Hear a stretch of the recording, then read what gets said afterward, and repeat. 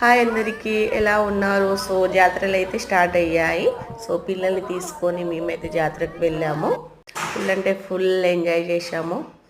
చాలా అంటే చాలా బాగా దర్శనం అయింది. అక్కడ వాటర్ వస్తున్నాయి టెంపుల్ దగ్గర. మస్తు అంటే మస్తు ఎంజాయ్ చేసినాం పిల్లలతో. సో అక్కడ ఏ దేవుడు ఉంటాడంటే వెంకటేశ్వర స్వామి ఉంటారు. సో వెంకటేశ్వర స్వామి ఈ గుడిని మినీ తిరుపతి అని కూడా అంటారట.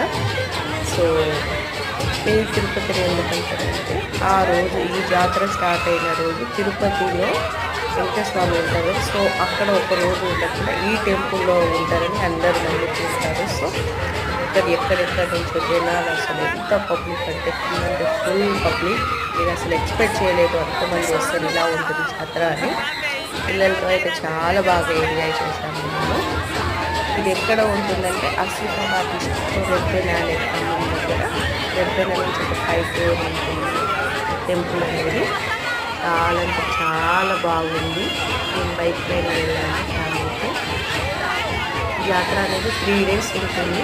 సో 3 days ఫస్ట్ డేనేమో స్వామివారికి కళ్యాణ మహోత్సవం ఉంటుంది. సెకండ్ డే నుంచి ఇంకా జాతర స్టార్ట్. మేమైతే ఫస్ట్ డే అయితే పుట్టలేదు. సెకండ్ డేకి అయితే వెళ్ళాము. మార్నింగ్ దర్శనం అసలు ఎంత రష్ చూసి చాలా భయపడ్డా. మినిమం 2 hours ఉంటుందేమో అనుకున్నాను నేను. బట్ ఓన్లీ 15 minutesకే అయింది. అసలు నేనైతే చాలా అంటే చాలా సంబరపడ్డాను. ఓన్లీ 20 minutesలో 20 minutesలో దర్శనం అయితే అయిపోయింది. అక్కడ కొబ్బరికాయలు పెట్టారు, ప్రసాదం తినేసి కిందికి రాగానే ఐస్ క్రీమ్ వచ్చాము.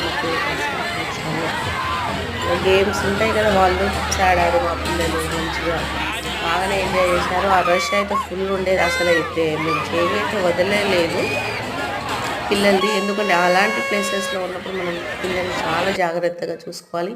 ఇన్ కేస్ మిస్ అయ్యారనుకో చాలా పరిశాన్ అవుతుంది. మాకు అదే పరిశాన్ అయింది. మా లక్కీగాడు మిస్ అయ్యిండు ఆ జాతరలో. అసలు చాలా అంటే చాలా భయపడ్డాము. అసలు 20 minutes వరకు వెతుకుతూనే ఉన్నాము. దేవుని మొక్కుకున్న నీ టెంపుల్కి వచ్చినా నా కొడుకు నువ్వే చూసుకోవాలి అనుకునే లోపే మా లక్కీగాడు కనిపించాడు. అప్పుడు తెలిసింది వెంకటేశ్వర స్వామి అనేది ఎంత powerful. So I love Venkateswara Swamy. Okay friends, ఇలా అయితే జరిగింది మా జాతర.